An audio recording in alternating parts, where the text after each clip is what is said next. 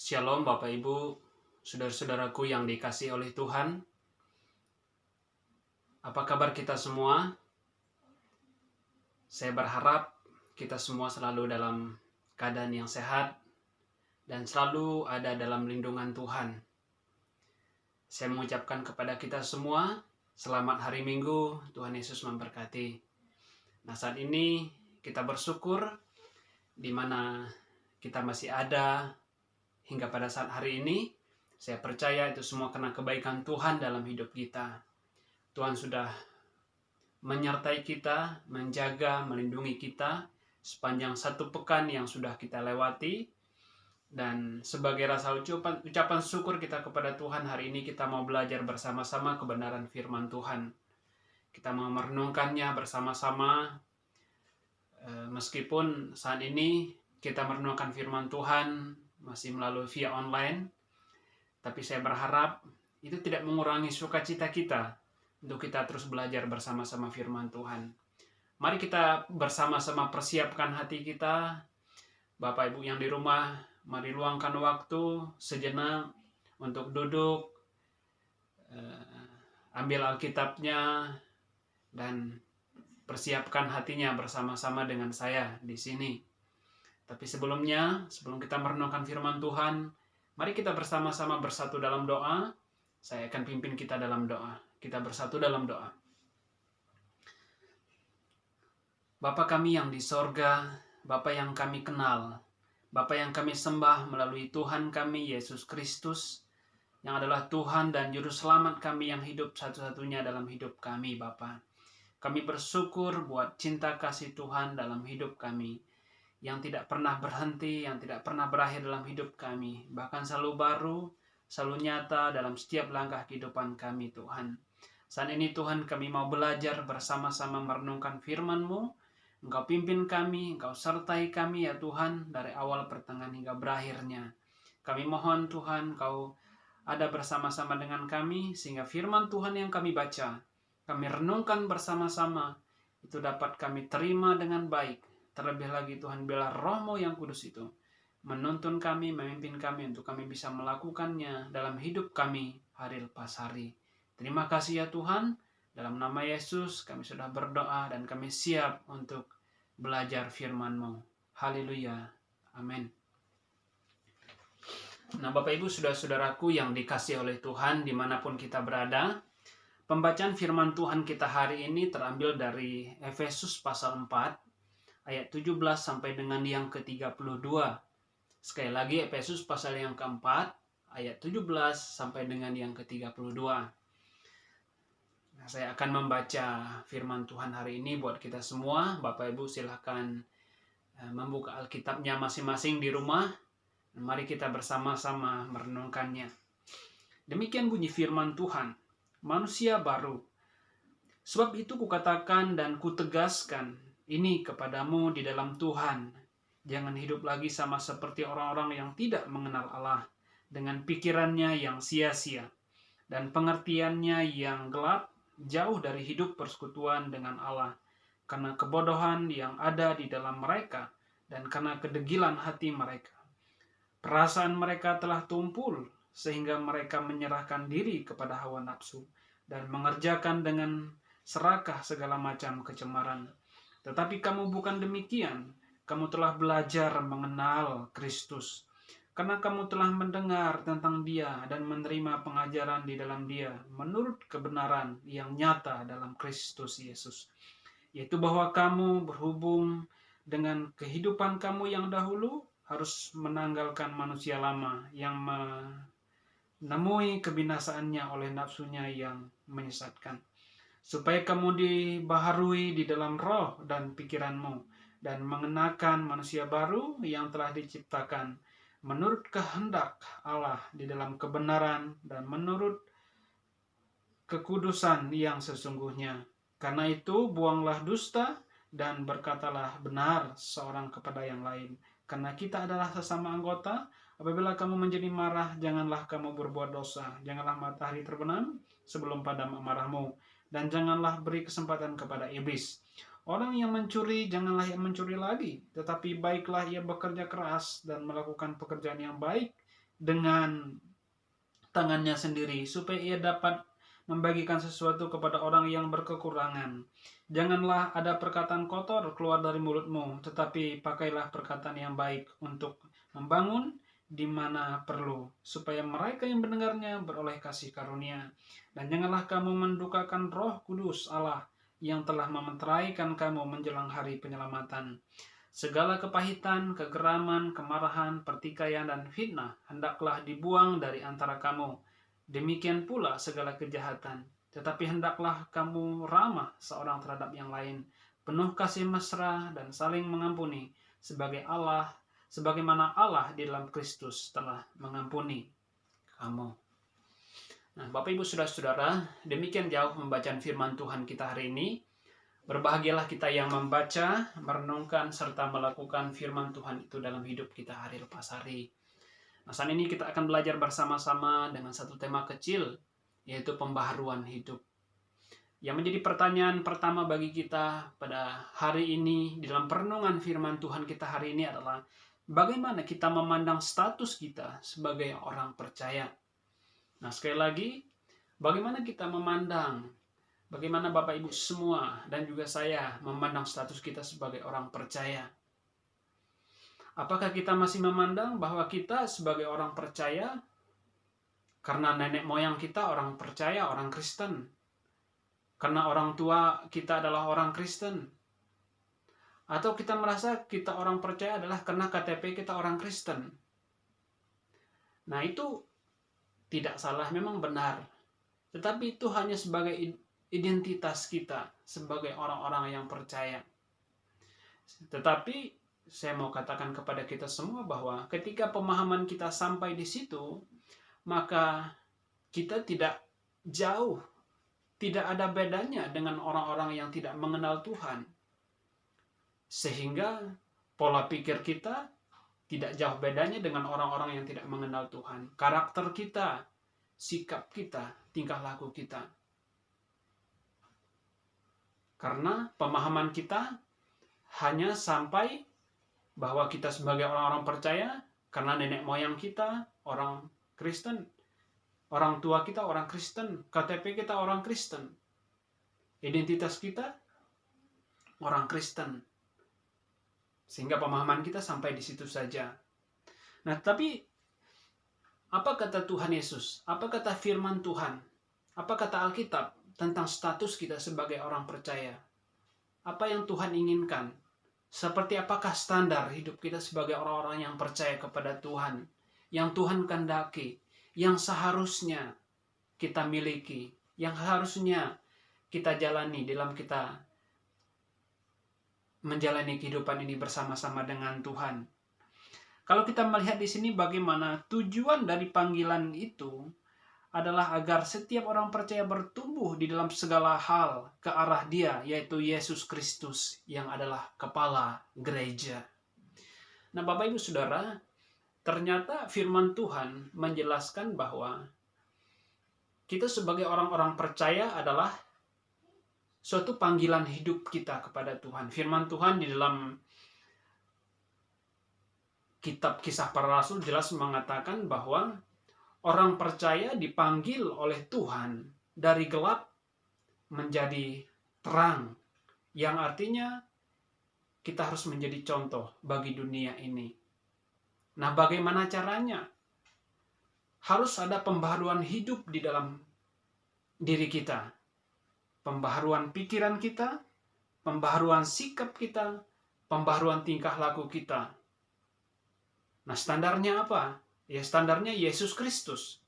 Yesus Kristus kepala gereja, kepala kehidupan kita. Sehingga ada pujian yang mengatakan bahwa ku mau seperti-Mu Yesus. Nah, pujian ini mengingatkan kepada kita apa? Kita sebagai orang percaya kita harus seperti Yesus. Seperti Yesus dalam hal apa? Yaitu karakter, sikap, cara hidup. Dimana kalau kita melihat bagaimana Yesus kurang lebih 3,5 tahun melayani di dunia ini, Dia begitu banyak memberikan contoh, cara hidup, cara berpikir yang luar biasa.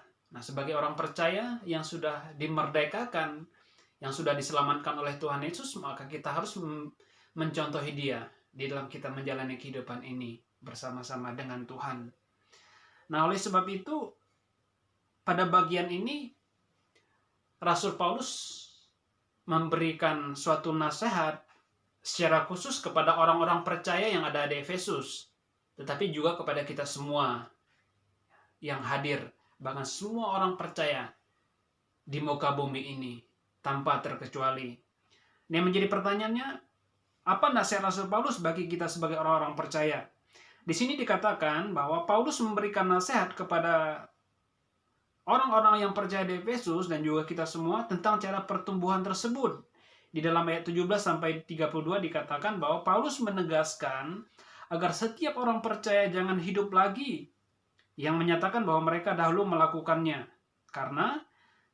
Tetapi kamu bukan demikian, kamu telah belajar mengenal Kristus. Hal ini menyatakan bahwa kehidupan mereka dahulu tidak cocok lagi dengan status mereka yang baru di dalam Kristus. Mereka harus menanggalkan manusia lama dan mengenakan manusia baru. Kata mengenakan digunakan dalam konteks pakaian, yaitu mengenakan pakaian. Nah, Bapak Ibu, saudara-saudaraku yang dikasih oleh Tuhan, sebelum kita mengenal Tuhan, kita hidup untuk diri kita sendiri. Kita hidup sesuai dengan pikiran kita sendiri. Bahkan karakter, sikap, perilaku, tingkah laku kita sesuai dengan apa yang kita mau, sesuka-sukanya. Bahkan sebelum kita mengenal Tuhan, dikatakan kita menjadi serupa dengan dunia ini. Tapi firman Tuhan mengatakan bahwa ketika kita sudah hidup di dalam Tuhan, maka kehidupan kita diperbaharui oleh Tuhan. Oleh sebab itu, kita harus menyadari bahwa hidup kita juga harus diperbaharui. Pola pikir kita, sikap kita, tingkah laku kita, dan apapun itu, seluruh aspek kehidupan kita harus diperbaharui di dalam Tuhan. Harus menyerupai Kristus dalam segala hal. Sehingga pada akhirnya, kehidupan kita bisa menjadi berkat bagi banyak orang dimanapun kita berada. Firman Tuhan mengatakan bahwa hidup orang percaya adalah kitab yang terbuka. Semua orang bisa melihat kehidupan kita dimanapun kita berada. Tapi kita menyadari atau tidak, sehingga orang bisa melihat apakah dalam hidup kita ada Kristus atau tidak. Nah, tapi firman Tuhan jelas mengatakan bahwa kita sebagai orang percaya harus menjadi contoh bagi banyak orang, bagi dunia ini. Nah, Bapak Ibu saudara-saudaraku yang dikasih oleh Tuhan, dari prinsip menanggalkan dan mengenakan ini ada dua prinsip penting yang Paulus ajarkan. Yang pertama adalah ini bukan sekedar perubahan lahiriah, tetapi perubahan yang terjadi di dalam. Itu sebabnya Paulus melanjutkan di dalam ayat yang ke-32, diperbaharui di dalam roh dan pikiran. Hal ini menyatakan bahwa perubahan ini terjadi di dalam diri kita. Ini merupakan karya Allah yang mengubahkan diri kita dan ketundukan kita pada proses pendewasaan yang Tuhan kerjakan. Nah, Bapak Ibu saudara-saudaraku yang dikasihi oleh Tuhan, pembaharuan hidup kita tidak akan pernah terjadi dalam hidup kita ketika kita mengandalkan pikiran kita, ketika kita mengandalkan hidup kita. Kita harus meminta pertolongan Roh Kudus, karena Roh Kuduslah yang memampukan kita, yang bisa mengerjakan di dalam diri kita. Tanpa Tuhan, kita tidak bisa berbuat apa-apa. Karena kita hanyalah manusia berdosa. Kita hanya harus minta belas kasihan Tuhan untuk bisa memperbarui hidup kita. Tanpa itu, semuanya itu tidak akan pernah terjadi. Oleh sebab itu, mari kita merendahkan hati kita di hadapan Tuhan. Sehingga Tuhan memampukan kita. Tuhan memberikan hikmat kepada kita untuk kita bisa melakukannya dalam hidup kita hari lepas hari. Dan yang kedua, ini bukan sekedar tidak melakukan yang buruk, tetapi melakukan seturut dengan apa yang Tuhan mau. Artinya, ada orang yang tidak melakukan hal yang buruk, tetapi juga tidak melakukan apa yang semestinya dilakukan. Sebagai contoh, ada orang yang tidak baca Alkitab dan berdoa, tetapi juga tidak melakukan tanggung jawabnya sebagai orang percaya. Sebagaimana yang diperintahkan Tuhan. Yang Tuhan kehendaki adalah bukan hanya harus baca Alkitab dan berdoa, tapi juga menjalankan peran dan tanggung jawabnya seperti yang Tuhan tetapkan. Nah, Bapak Ibu saudara-saudaraku yang dikasihi oleh Tuhan, menanggalkan atau mengenakan kehidupan yang baru dalam hidup kita, ternyata kita tidak cukup setiap hari kita baca Alkitab, setiap hari kita berdoa, setiap hari Minggu kita ke gereja, bernyanyi. Itu tidak cukup.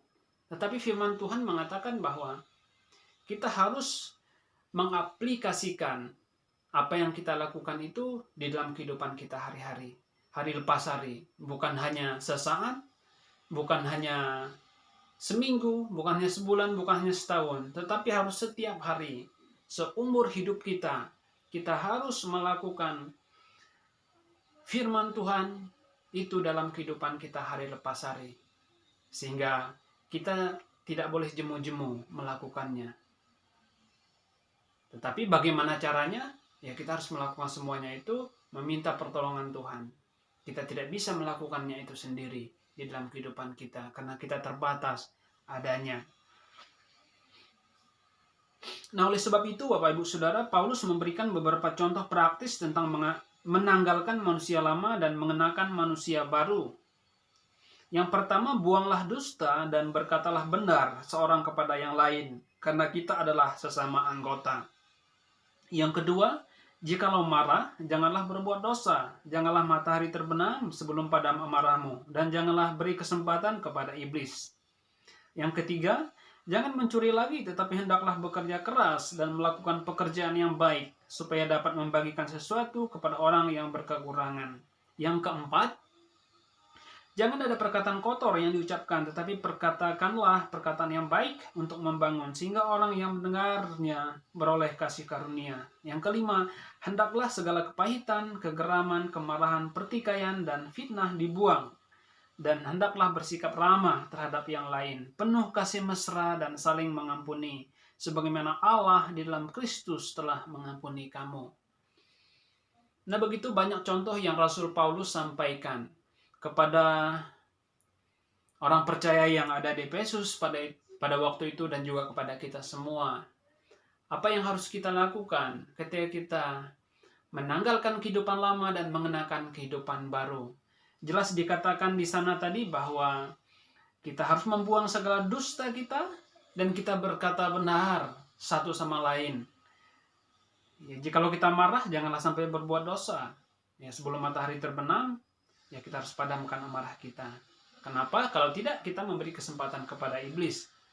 Nah, itu yang Tuhan tidak mau dalam hidup kita. Janganlah ada perkataan kotor yang keluar dari mulut kita, sehingga kita tidak bisa menjadi contoh, menjadi berkat bagi orang yang mendengarkannya. Sehingga perkatalah perkataan yang baik, yang membangun, sehingga mereka beroleh berkat dari kita dan mereka bisa merasakan kasih Tuhan melalui kehidupan kita. Bahkan dikatakan adalah segala kepahitan, kegeraman, kemarahan, pertikaian, dan fitnah dibuang dalam hidup kita, dalam kita menjalani hari-hari ini. Tetapi hendaklah bersikap ramah terhadap satu yang lain, penuh kasih mesra dan saling mengampuni.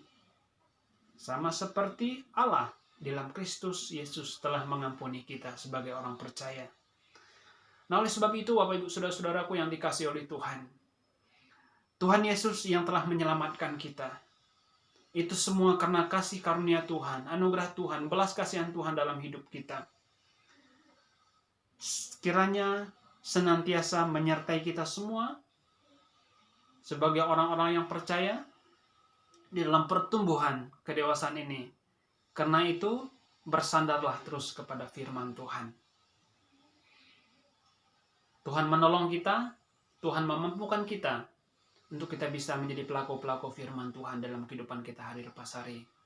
Sehingga kita bisa menjadi berkat bagi banyak orang dan nama Tuhan dipermuliakan. Amin. Demikian renungan singkat kita pada hari ini. Kiranya kita semua diberkati oleh Tuhan dan kita semua menjadi berkat bagi banyak orang dimanapun kita berada. Dalam kita menjalani hidup ini bersama-sama dengan Tuhan, dengan penuh sukacita, dengan penuh berserah dan bersandar kepada Tuhan saja. Amin. Kita bersatu dalam doa. Tuhan, kami bersyukur buat hari ini. Terima kasih buat firman-Mu yang sudah kami baca, kami renungkan bersama-sama. Tentang pembaruan hidup kami. Tuhan, tolong kami untuk kami bisa mengaplikasikannya dalam hidup kami hari lepas hari. Kami bersyukur di mana Tuhan sudah menyelamatkan hidup kami. Itu semua karena kasih anugerah Tuhan dalam hidup kami, belas kasihan Tuhan. Oleh sebab itu Tuhan tolong kami, mampukan kami untuk kami bisa mengenakan manusia baru kami yang sudah Tuhan berikan kepada kami, bahwa Kristus sudah hidup dalam kami. Oleh sebab itu Tuhan, mampukan kami, tolong kami untuk melakukannya dalam hidup kami lepas hari, sehingga kami bisa menjadi berkat bagi banyak orang demi kemuliaan nama Tuhan Bapa. Terima kasih. Berdoa buat setiap kami semua Tuhan, keluarga besar GPI Atria Hotel Malang. Kau berkati gembala kami Tuhan, Kau berkati pengerja, Kau berkati setiap jemaat Tuhan, dimanapun berada saat ini Tuhan, kami serahkan ke dalam tangan Tuhan. Usaha pekerjaan kami Tuhan memberkati. Apapun yang menjadi kebutuhan kami hari lepas hari, kami juga berdoa biarlah Tuhan selalu mencukupinya ya Bapa. Terima kasih Bapa, terima kasih Tuhan. Kami percaya kami semua selalu ada dalam perlindungan Engkau Tuhan, dalam keluar masuk kami, di rumah maupun di luar rumah kami ya Tuhan. Terima kasih. Kami juga tidak lupa berdoa menyerahkan Tuhan buat bangsa kami, bangsa Indonesia Tuhan. Kami percaya bangsa ini ada dalam tangan Tuhan, bangsa ini ada dalam lindungan Tuhan Bapa. Oleh sebab itu kami mohon Kau memberkati setiap pemerintahan kami yang saat ini Tuhan bekerja, dari pusat sampai daerah kami serahkan ke dalam tangan Tuhan. Kami juga berdoa Tuhan untuk tim gugus tugas Tuhan yang saat ini terus menangani persoalan COVID-19 Tuhan yang terus menyebar di Indonesia Bapak. Kami berdoa, biarlah Tuhan kesehatan menjadi bagian dalam hidup mereka. Biarlah Tuhan tetap menjaga mereka, melindungi mereka. Para tim medis Tuhan, dari dokter, para perawat, dimanapun berada, kami tidak menyebut satu persatu, tapi kami berdoa, biarlah Tuhan Engkau terus memberkati mereka, terus menjaga mereka, memberi mereka kekuatan, semangat, sukacita dalam mereka bekerja Tuhan. Terima kasih buat saudara-saudara kami yang terkonfirmasi positif COVID-19. Kami berdoa Tuhan, biarlah Tuhan memberi kekuatan kepada mereka, semangat, sukacita kepada mereka. Apapun yang mereka lakukan, kiranya semuanya itu mereka berserah dan bersandar kepada Tuhan. Kami percaya Tuhan, pemulihan, kesembuhan yang datang daripada Tuhan akan menjadi bagian dalam hidup mereka ya Tuhan. Terima kasih. Kami percaya Tuhan dengan waktu dan caranya Tuhan, COVID-19 akan segera berakhir, akan segera berlalu dari muka bumi ini, secara khusus Tuhan di Indonesia ini ya Tuhan. Terima kasih Bapak, terima kasih ya Tuhan. Inilah doa kami, inilah seruan hati kami Tuhan. Kami percaya Tuhan, Kau akan menjawab doa kami tepat pada waktunya, sesuai dengan waktu dan kehendak Tuhan saja Bapa. Terima kasih Tuhan Yesus, terima kasih. Inilah doa kami, dalam nama Tuhan Yesus kami sudah berdoa. Haleluya. Amin. Sekali lagi saya mengucapkan kepada kita semua, selamat hari Minggu. Tuhan Yesus memberkati. Shalom.